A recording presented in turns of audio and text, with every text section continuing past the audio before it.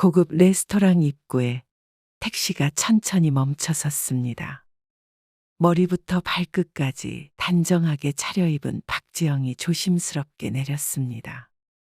62세라는 나이가 무색할 만큼 깔끔한 모습이었지만 그녀의 손끝은 미세하게 떨리고 있었죠. 거울에 비친 자신의 모습을 마지막으로 확인하는 지영의 눈엔 조심스러운 긴장감이 맺혀 있었습니다. 오늘은 아들 준호의 상견례 날이니까요. 며칠 전 준호는 말했습니다. 어머니, 너무 걱정하지 마세요. 다 잘 될 거예요. 35년 인생 중 가장 중요한 날이라며 들떠있던 아들의 목소리가 아직도 귓가에 맴도는 듯했죠. 지영은 가슴을 쓸어내리며 깊게 심호흡한 뒤 레스토랑 안으로 발걸음을 옮겼습니다. 예약자 성함이 어떻게 되십니까? 검은 정장을 입은 직원이 공손하게 물었습니다. 서태식 회장님이요. 회장님 손님이셨군요. 안으로 모시겠습니다. 그 말이 떨어지자 직원의 태도는 한층 더 정중해졌습니다. 작은 변화였지만 지영은 그 미묘한 반응을 놓치지 않았고 마음 한쪽이 더 무거워졌습니다.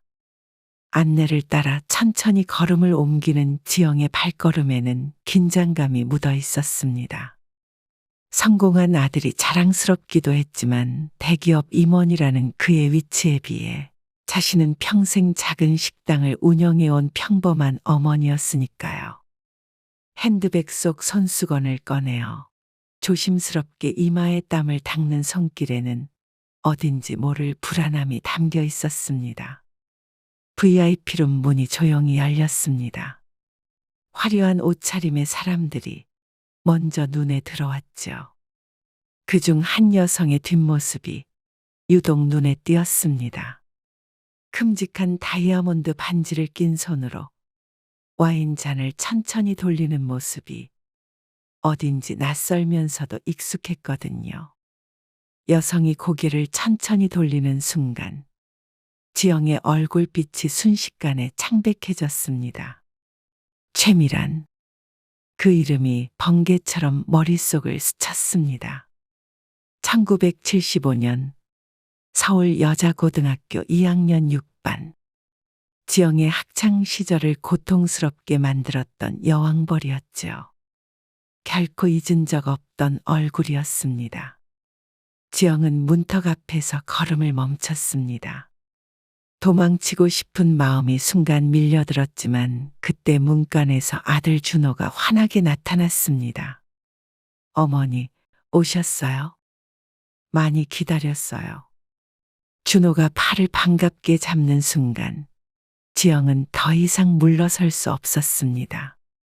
억지로 미소를 지으며 방 안으로 들어서자 미라는 지영을 힐끗 보더니 놀란 듯 눈을 크게 떴습니다. 그러나 이내 의미심장한 미소를 지었죠. 그 표정 하나만으로도 지영의 심장은 빠르게 뛰기 시작했습니다.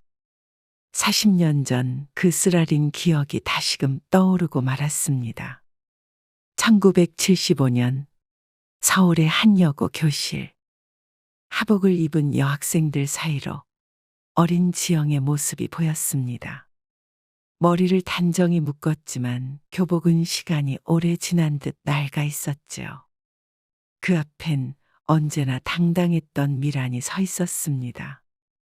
새하얀 블라우스에 주름 하나 없는 치마, 머리 위에는 반짝이는 머리핀이 꽂혀 있었죠.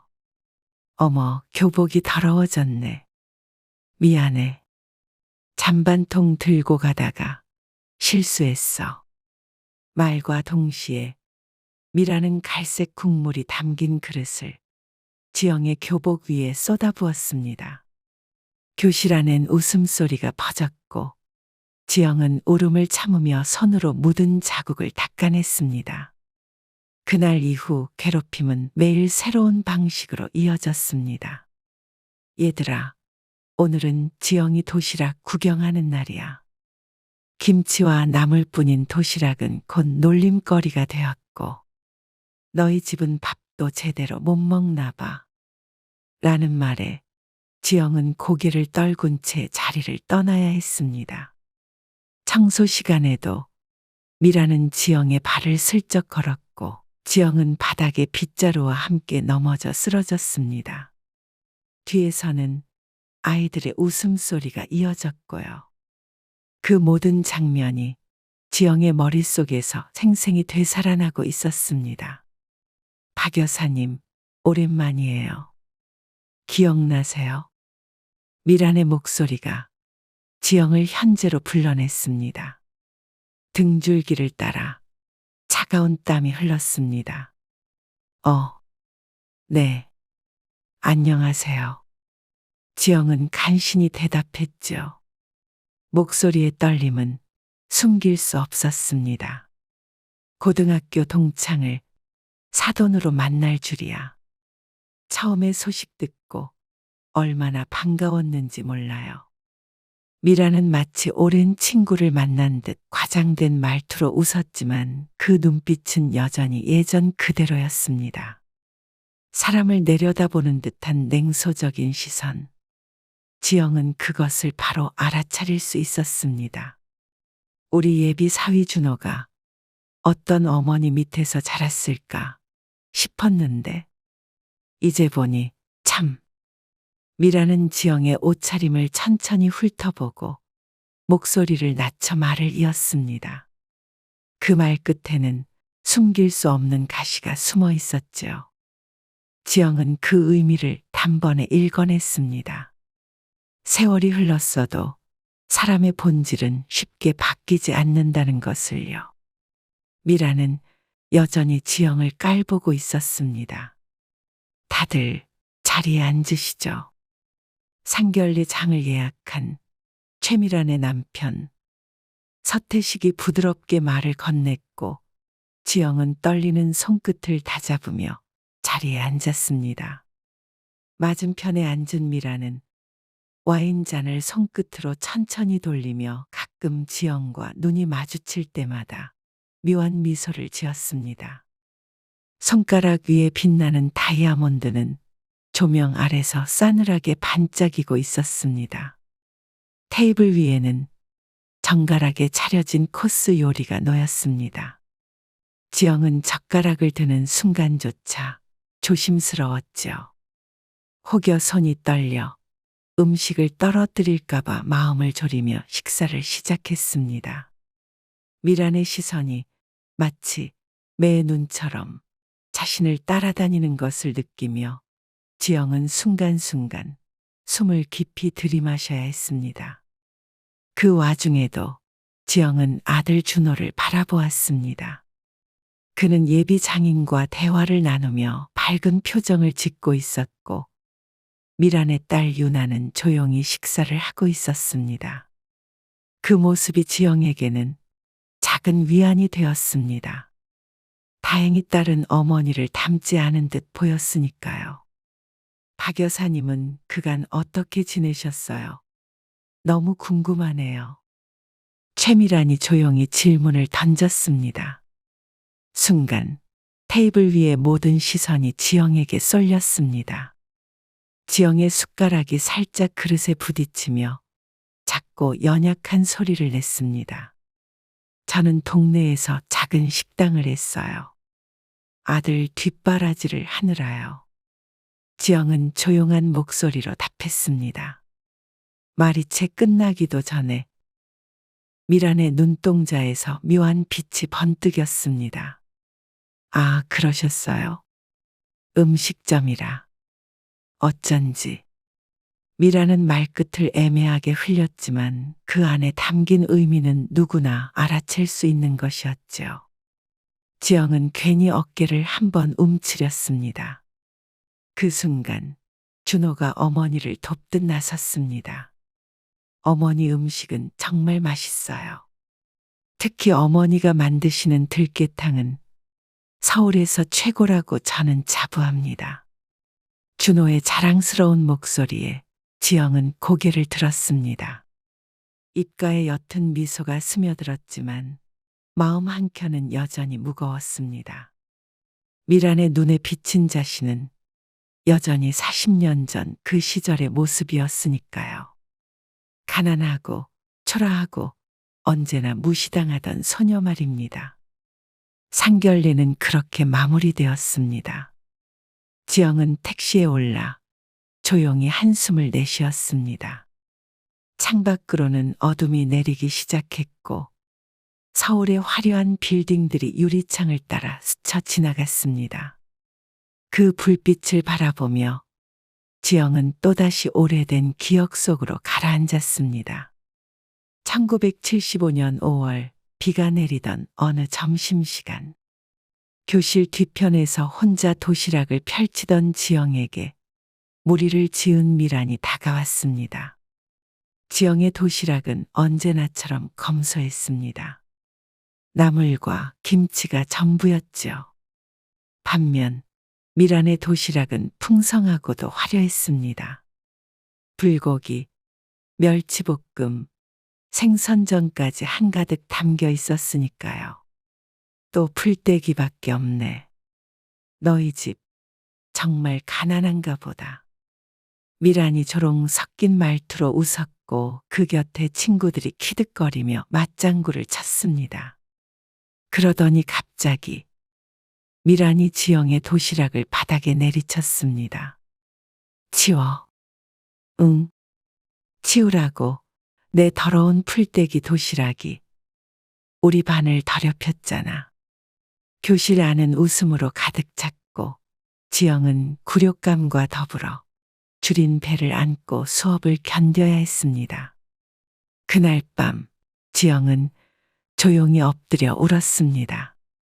혹여 어머니가 들을까봐 이불로 입을 막은 채로. 택시가 집 앞에 도착했습니다. 어느새 비가 내리고 있었죠. 지영은 서둘러 현관문을 열고 안으로 들어섰습니다. 거실 소파에 앉아 조용히 오늘 있었던 일을 곱씹었습니다. 최미란. 그 이름은 한동안 잊고 살았지만 그녀가 남긴 상처는 여전히 마음 깊은 곳에 선명히 남아 있었습니다. 창문을 두드리는 빗소리가 마치 오래된 기억이 다시 문을 두드리는 것처럼 느껴졌습니다. 그때 전화벨이 울렸습니다. 준호였습니다. 어머니, 상견례 어땠어요? 전 너무 긴장했어서 어떻게 끝났는지도 모르겠네요. 지영은 아들을 위해 힘을 내어 말했습니다.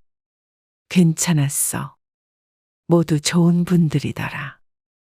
거짓말이었습니다. 하지만 아들의 앞날을 생각하면 이 정도의 거짓은 감수해야 했죠. 예비 장모님도 많이 반가워하시던데요. 두 분 많이 친하셨어요. 지영은 잠시 망설였습니다. 진실을 말할까 고민했지만 결국 마음을 접었습니다. 약간 아는 사이였어. 그냥 같은 반 친구 정도. 그 말을 끝으로 통화를 마치고 조용히 수화기를 내려놓았습니다. 지영의 표정은 어두웠고 깊은 한숨이 새어나왔습니다.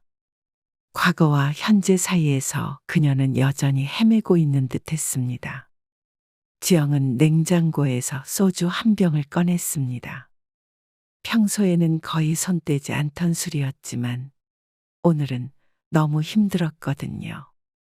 첫 잔을 단숨에 들이킨 뒤 지영은 조용히 눈을 감았습니다. 이제 다시는 최미란을 만날 일이 없기를 바랐습니다. 상견례가 끝났으니 결혼식까지는 얼굴을 마주하지 않아도 될 거라 생각했죠. 하지만 그것은 큰 착각이었습니다. 일주일 뒤 지영의 휴대폰이 울렸습니다. 발신자는 최미란이었습니다. 망설이다가 전화를 받은 지영은 그녀의 목소리를 들었습니다. 박 여사님, 내일 시간 괜찮으세요? 아이들 결혼 준비 때문에 잠깐 뵙고 싶어서요. 애들 일이니까 당연히 시간을 내어 주실 거라 믿어요. 공손한 말투였지만 그 속엔 묘한 명령조가 숨어 있었습니다. 지영은 마음이 내키지 않았지만 결국 승낙했습니다.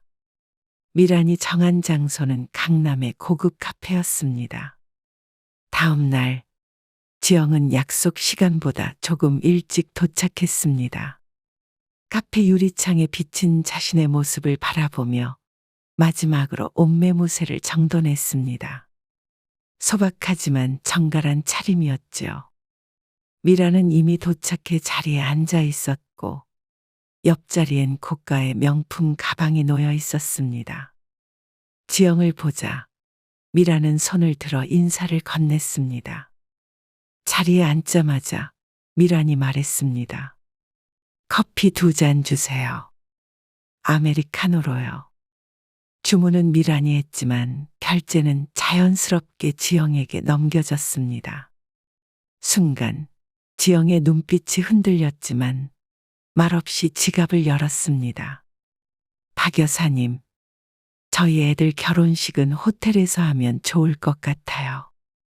물론 비용이 좀 들긴 하겠지만 체면도 있으니까요. 지영은 고개를 끄덕였습니다. 자식의 혼사를 앞두고 돈을 아끼고 싶은 마음은 없었지만 미란의 태도는 여전히 불편했습니다. 게다가 자꾸만 과거를 꺼내는 말투가 지영의 마음을 긁고 있었지요. 그때 기억나세요? 박 여사님 교복 정말 낡았었잖아요. 항상 구겨져 있었고. 미라는 웃으며 말했지만 그 말은 지영에게 비수처럼 꽂혔습니다. 가슴 한가운데를 찌르는 듯한 아픔이 느껴졌습니다. 사실 더러웠던 게 아니라 세탁을 너무 자주 해서 색이 바랜 거였어요. 지영은 조용히 커피잔을 들었습니다. 손이 떨려 커피가 약간 잔 가장자리를 타고 흘렀습니다. 그 모습을 본 미란이 손수건을 꺼내 내밀었습니다. 여기 닦으세요. 예전에도 항상 그러셨잖아요. 뭔가 흘리고. 그 말 한마디에 오래전 기억이 선명하게 떠올랐습니다. 교실에서 미란이 일부러 발을 걸어 지영을 넘어뜨렸던 날. 도시락이 바닥에 쏟아졌고 미란은 손수건을 내밀며 지금과 똑같은 말을 했었죠. 40년이 흘렀지만 그녀의 잔인함은 전혀 변하지 않았습니다. 그런데 이번에는 지영이 조금 달라졌습니다. 마음속 깊은 곳에서 무언가가 일어섰습니다. 정말 옛날 일을 잘 기억하시네요. 저는 그런 건 다 잊고 살았는데요. 지영의 목소리는 여전히 차분했지만 그 안엔 작지만 또렷한 단호함이 배어 있었습니다. 순간 미란의 표정이 굳었지만 곧 다시 미소를 지었습니다. 그래요. 저는 학창 시절이 너무 즐거워서 그런 것까지 다 기억나나 봐요. 그날 이후로도 미라는 결혼 준비를 핑계 삼아 지영을 자주 불러냈습니다. 만남은 언제나 고급 카페나 레스토랑에서 이루어졌고 계산은 어김없이 지영에게 맡겨졌습니다. 식 올리기 전에 몇 가지 여쭤봐야 할 게 있어서요. 아무래도 이런 건 서로 확실히 하는 게 좋으니까. 겉으로는 배려하는 척했지만 미라는 지영의 의견을 묻는 둥 마는 둥 하며 모든 결정을 마음대로 내렸습니다. 그리고 그 과정에서 끊임없이 과거를 끄집어냈죠. 박 여사님은 김치찌개나 된장찌개 같은 걸 좋아하시죠? 이런 고급 레스토랑은 입맛에 안 맞으실 수도 있겠다. 말끝마다 비아냥이 섞였지만 지영은 묵묵히 참았습니다. 아들의 결혼이 얼마 남지 않았으니까요. 이 정도는 참을 수 있다고 스스로를 다독였습니다. 하지만 미란의 행동은 점점 도를 넘었습니다. 어느 날 미라는 결혼식장 답사를 이유로 지영을 불러냈습니다. 호텔 로비에서 기다릴게요. 준비 다 해놨으니 확인만 하시면 돼요. 지영은 바쁜 식당 일을 뒤로하고 버스를 타고 호텔로 향했습니다. 그러나 30분 넘게 기다려도 미라는 나타나지 않았고 전화를 걸자 급한 일이 생겨서 못 가요. 대신 사진 좀 찍어 보내주세요. 라는 말이 돌아왔습니다. 화가 머리끝까지 치민 지영은 말없이 집으로 돌아왔습니다. 현관문을 열자 구석에 놓인 오래된 졸업 앨범이 눈에 들어왔습니다.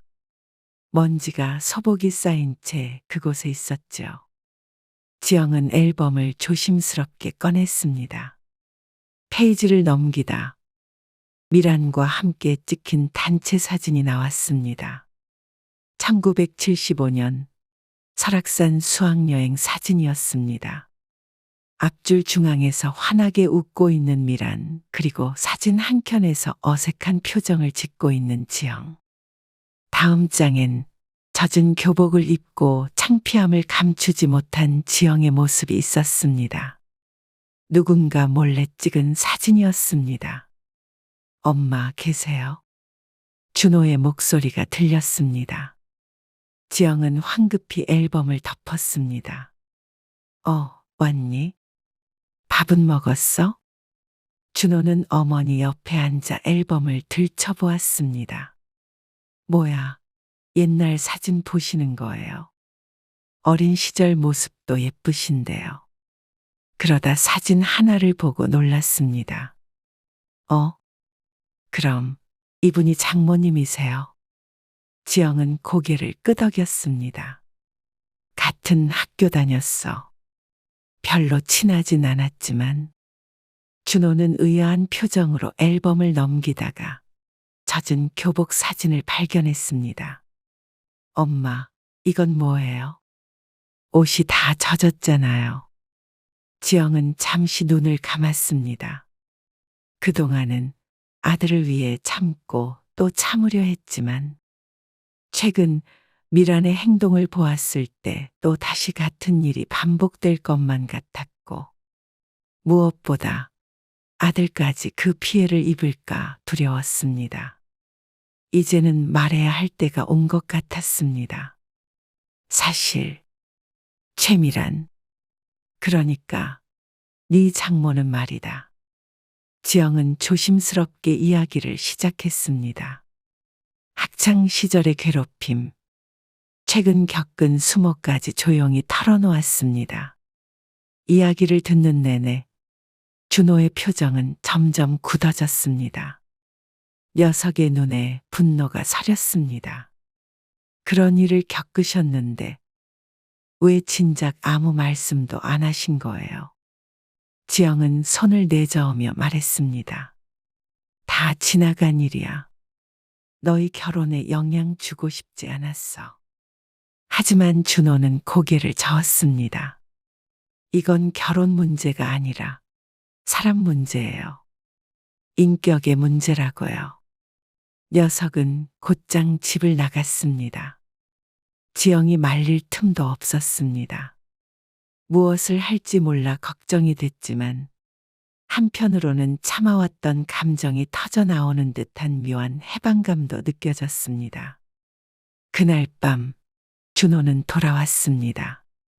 담담한 얼굴이었지만 말투는 단호했습니다. 어머니, 유나에게 다 이야기했어요. 엄마가 겪은 일 다 말했어요. 지영은 놀라며 일어났습니다. 뭐라고? 왜 그런 얘기를 해? 결혼은 어떻게 하려고? 너 유나 많이 좋아하잖아. 걱정 마세요. 파혼은 아니에요.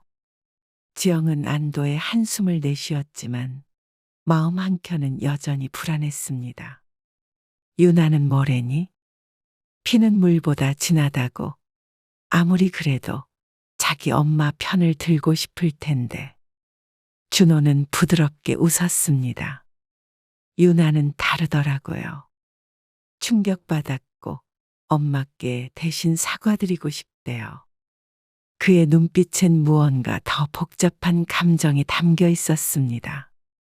단지 대화로 끝난 일이 아니란 걸 지영도 어렴풋이 느꼈습니다. 엄마, 이제 최미란 그 여자는 다시 안 만나셔도 돼요.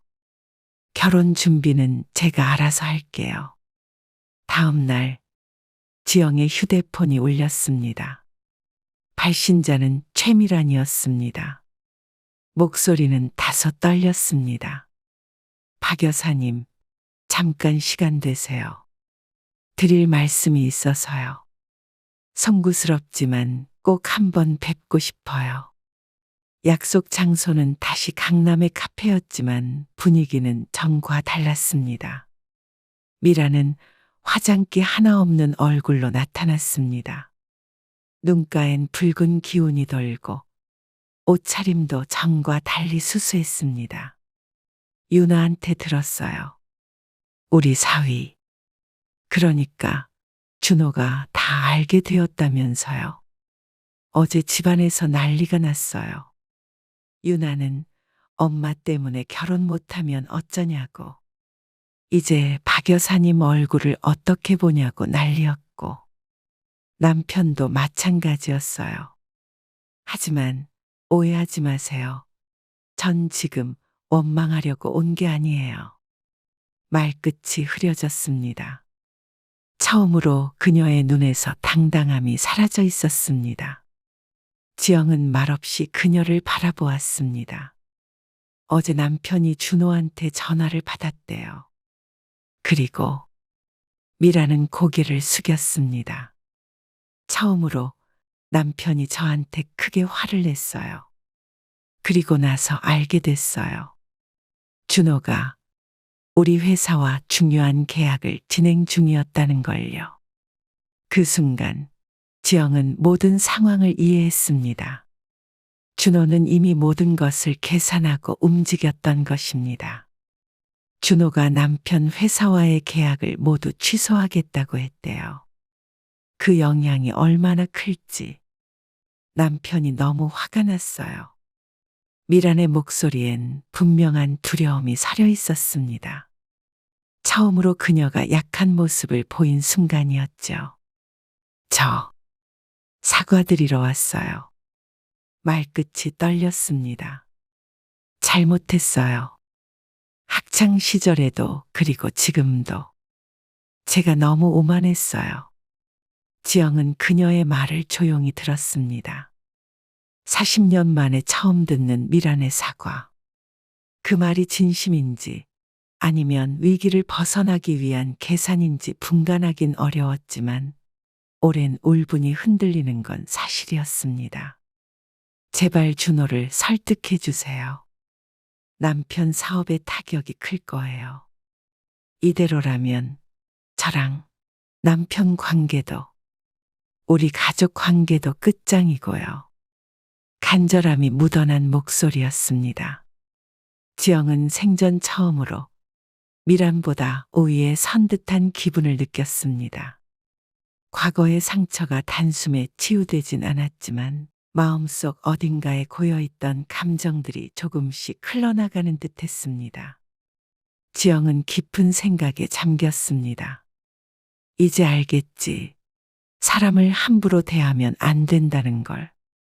속으로는 그렇게 생각했지만 미란의 고통을 즐기고 싶진 않았습니다.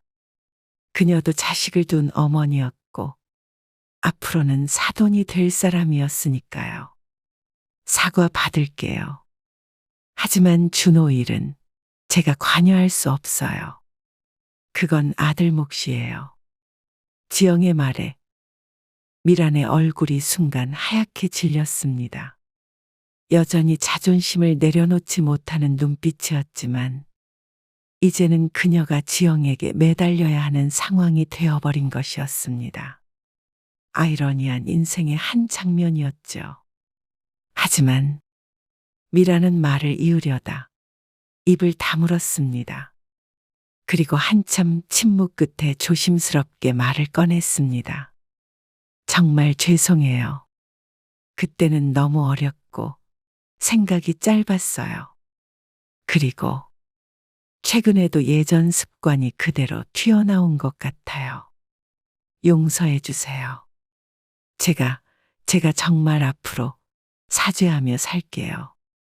박 여사님께 했던 짓을 모두 되돌릴 수는 없겠지만 정말 속죄하면서 박 여사님께 그리고 사위한테도 피해 끼치지 않도록 할게요. 그러니까 제발 한 번만 용서해 주세요. 이렇게 부탁드립니다. 말과 함께 미란이 옆으로 나오더니 지영 앞에 무릎을 꿇었습니다. 주위에 있던 사람들이 모두 웅성대며 바라보았죠. 지영은 조용히 그녀의 눈을 바라보았습니다. 그 안엔 두려움과 후회 그리고 오래된 부끄러움이 함께 머물러 있었습니다. 지영은 천천히 고개를 끄덕였습니다. 준호한테 한번 이야기해 볼게요. 하지만 약속은 못해요. 카페를 나선 지영은 하늘을 올려다보며 깊은 숨을 들이마셨습니다. 맑은 하늘과 따스한 햇살이 어깨 위로 쏟아졌고 마음 한구석이 조금씩 밝아지는 느낌이 들었습니다. 40년 만에 느껴보는 해방감이었죠. 걷다 보니 어느새 작은 케이크 가게 앞에 멈춰 섰습니다. 쇼윈도 너머로 보이는 바닐라색 카스테라 케이크가 눈에 들어왔고 문득 예전 생각이 떠올랐습니다. 준호가 어릴 적 녀석의 생일마다 만들어주던 그 카스테라. 오직 지영만이 만들 수 있는 맛이었죠. 한때 꿈꾸던 나만의 작은 베이커리. 늘 현실의 무게에 눌려 접어두었지만 오늘만큼은 그 꿈이 다시 조용히 고개를 들고 있었습니다. 집으로 돌아오는 길, 지영의 전화가 울렸습니다. 어머니, 오늘 그 여자 만나셨어요. 준호의 목소리엔 묘한 승리감이 실려 있었습니다. 지영은 미소 지으며 대답했습니다. 응, 만났어. 아들, 미안하다. 엄마 때문에 괜히 신경 쓰이게 만들고. 잠시 침묵하던 준호가 말했습니다. 어머니가 겪은 일을 그냥 넘길 수 없었어요. 그리고 유나도 같은 마음이었고요. 유나네 아버님께 앨범에서 본 사진도 보여드렸어요. 아버님이 무척 놀라셨고 화도 많이 나셨어요. 자기 아내가 그런 줄 몰랐다고 하시더라고요. 그래서 정말 계약을 취소하려고 했니? 지영의 물음에 준호는 웃으며 대답했습니다. 아니요, 그건 압박이었어요. 하지만 아버님께 그 여자의 진짜 모습을 보여드리고 싶었어요. 그리고 성공했죠. 아버님이 어머니께 직접 사과하고 싶다고 하셨어요. 지영은 말없이 고개를 끄덕였습니다.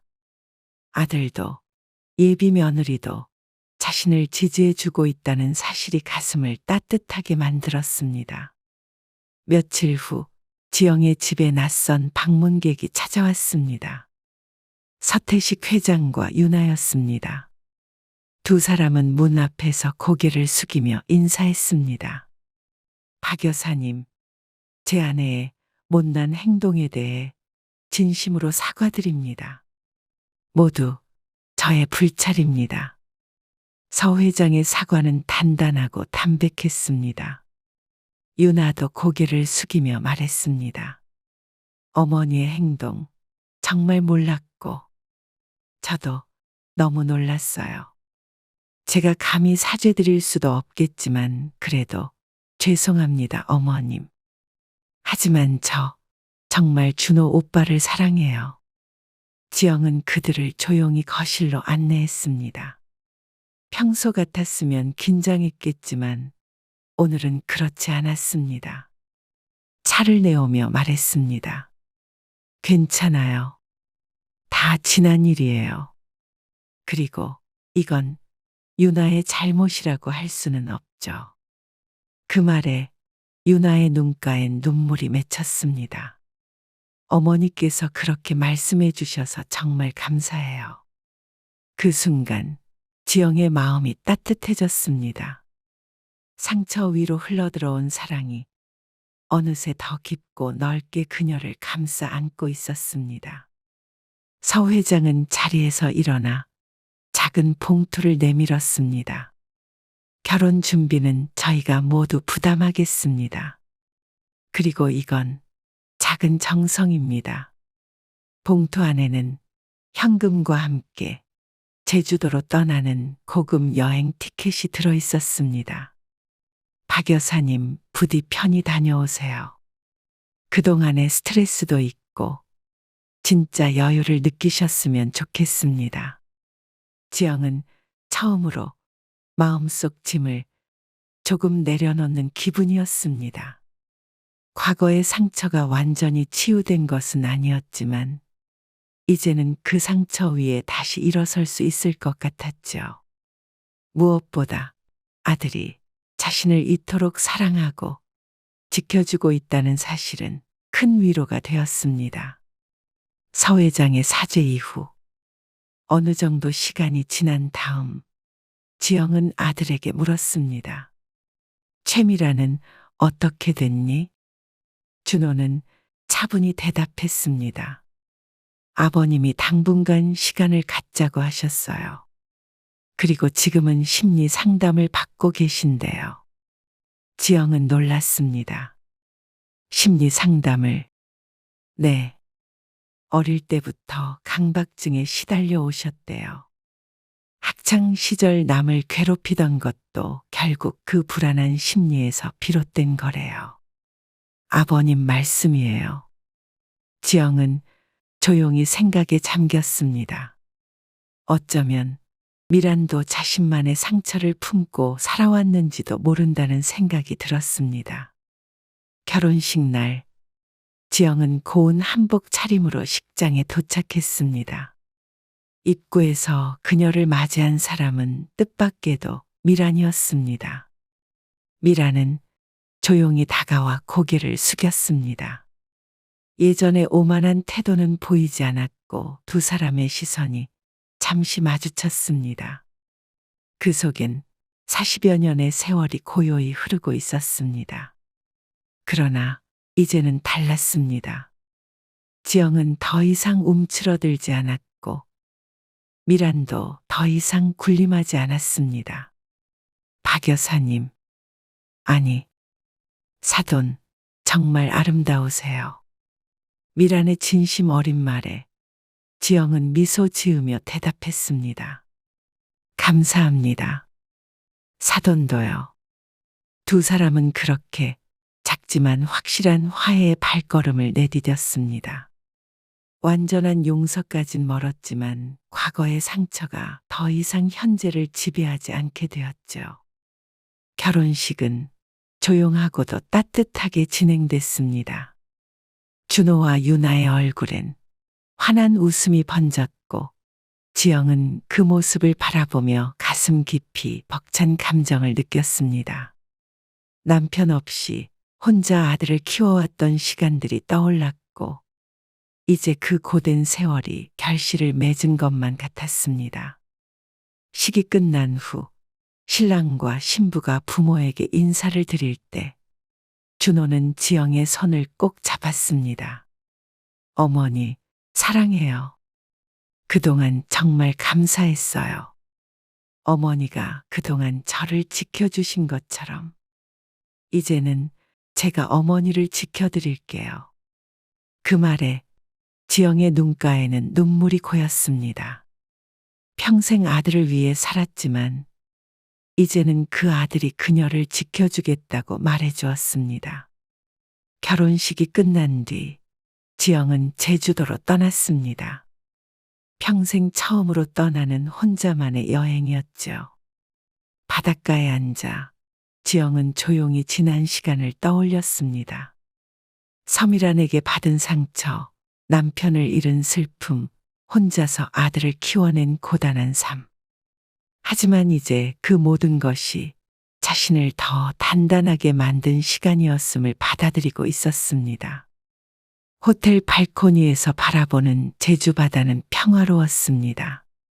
따스한 바람이 머리카락을 스치고 그 순간 휴대폰이 울렸습니다. 준호였습니다. 어머니, 잘 계세요? 별일 없으시죠? 지영은 웃으며 대답했습니다. 응, 정말 좋아. 이렇게 여유로운 휴가는 처음이야. 전화를 끊고 다시 바다를 바라보며 지영은 깊은 숨을 내쉬었습니다. 파도처럼 스쳐가는 지난 시간들. 학창 시절의 고통, 남편의 부재, 아들을 향한 헌신. 그리고 이제 그녀 앞에 놓인 새로운 인생. 지영은 조용히 일기장을 꺼내 글을 쓰기 시작했습니다. 오늘부터 내 인생의 두 번째 장이 시작된다. 너무 많은 걸 참아왔고, 너무 많은 걸 포기했다. 하지만 이제는 나를 위한 시간이다. 아들은 자기 가정을 꾸렸고, 나는 마침내 과거에서 벗어나고 있다. 완전한 치유까지는 시간이 필요하겠지만, 그래도 이제는 앞으로 나아갈 수 있을 것 같다. 여행에서 돌아온 지영은 오랫동안 가슴속에 간직해온 꿈을 실행에 옮겼습니다. 작은 베이커리 카페를 열게 된 것이죠. 평생 해온 요리 솜씨는 꽃을 피웠고, 특히 아들의 생일마다 만들어주던 카스테라는 동네 주민들의 입소문을 타며 인기를 끌기 시작했습니다. 그녀에게 처음으로 찾아온 자신만을 위한 공간. 자신의 손으로 만들어낸 삶의 보람이었습니다. 카페 오픈 날 예상치 못한 손님이 찾아왔습니다. 바로 미란이었습니다. 그녀는 작고 단정한 꽃바구니를 들고 있었습니다. 축하드려요, 박 여사님. 가게가 정말 예쁘네요. 미란의 목소리엔 솔직한 감정이 담겨 있었습니다. 그러나 그 진심이 전해지더라도 지영의 마음 한구석은 여전히 아릿했습니다. 완전한 용서까지는 아직 거리가 남아 있었죠. 지영은 조용히 미소를 지으며 그녀를 안으로 안내했습니다. 두 사람은 테이블에 마주 앉아 조심스레 처음으로 편안한 대화를 나눠보려 애썼습니다.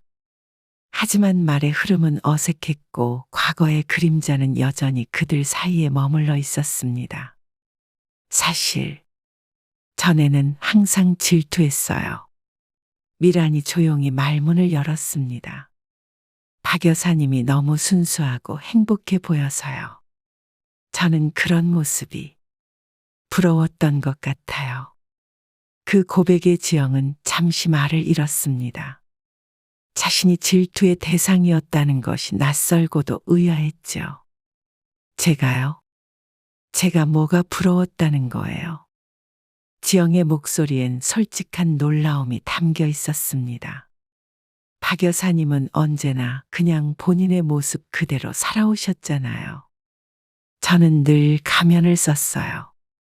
부모님의 기대, 남편의 기대, 사회적인 시선.